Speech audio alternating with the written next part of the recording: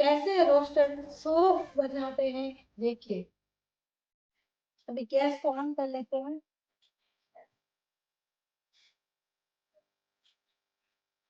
पहले हम flax seeds डालेंगे आधा कप।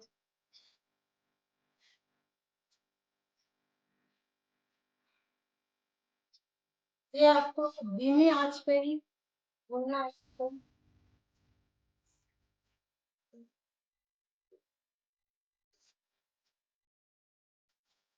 एक स्पून सॉल्ट डाल देंगे।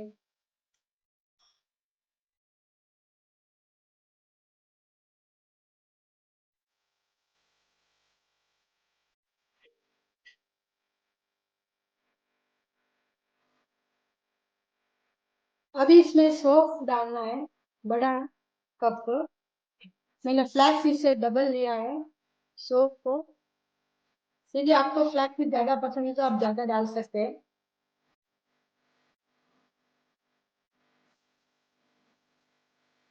इसके बाद इसमें तिल डाले हैं मैंने थोड़े से।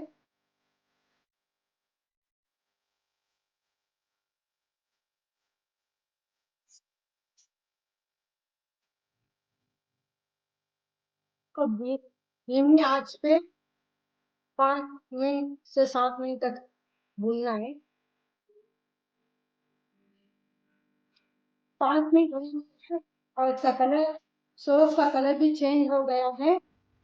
अभी इसमें हम पंपकिन सीड्स डालेंगे थोड़े से।